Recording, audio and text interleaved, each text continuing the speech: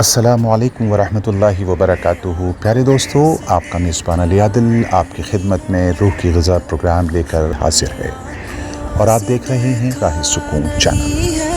مگر ان کی تصویر سینے میں موجود ہے۔ بسم اللہ الرحمن الرحیم۔ دوستو، زندگی ایک آئینے کی مانند ہے۔ آپ اسے بیزار ہو کر دیکھیں گے تو بیزار دکھائی دیں گے، مسکراتے ہوئے دیکھیں گے تو آپ مسکراتے دکھائی دیں گے، کیونکہ موسم، وقت، زمانہ، کیفیات، نیکی، بدی، گناہ، ثواب، خوبصورتی، بدصورتی، رنگ، ڈھنگ، سب کچھ انسان کے اندر موجود ہوتا ہے، یعنی اس کے گمان اور خیالات میں ہمیشہ موجود رہتا ہے۔ بس انہیں دیکھنے، کھوجنے، برتنے کا ہنر آنا چاہیے۔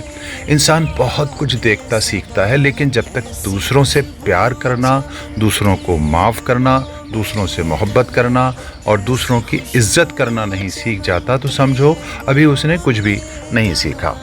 اچھی تعلیم یہ ہے دوستو کہ انسان چپ کے لوگوں کے کام آئے، محبت جتانا، کسی کو جگہ دے دینا، حوصلہ دے دینا، مصیبت میں کسی کے ساتھ بیٹھ جانا، خواہشات چھوڑ کر دوسروں کی ضروریات پوری کرنا، یہ چھوٹی چھوٹی باتیں انسان کے لیے بہت سی دعائیں اکٹھی کر لیا کرتی ہیں اور اس کا ذریعہ بن جاتی ہیں۔ اگر کوئی بات اچھی اور ایمان و تقوی کے اضافے کا باعث بنتی ہے تو ہمیں اس کو لے لینا چاہیے، اور ہم یہ نہ دیکھیں کہ یہ کون دے رہا ہے، اس کے گناہ کتنے ہیں۔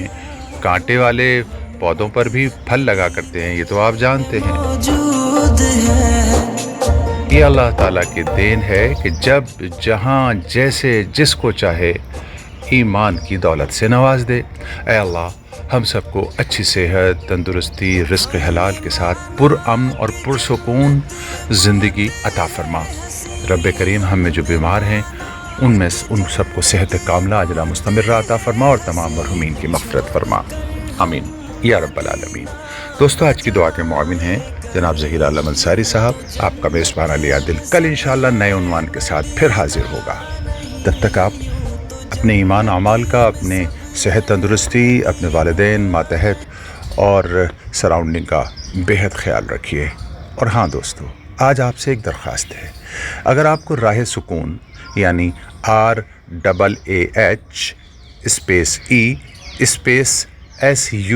REE_SUKUN سکون، اگر آپ کو راہ سکون چینل کی یہ چھوٹی چھوٹی پیشکش پسند آتی ہیں تو آپ سے درخواست ہے کہ آپ بھی ہمارے ساتھ دین کی اس مجلس میں ہمیشہ شریک رہنے کے لیے چینل کو سبسکرائب کر دیں اور آڈیوز ویڈیوز کو لائک شیئر کرنے کی مہربانی فرمائیں۔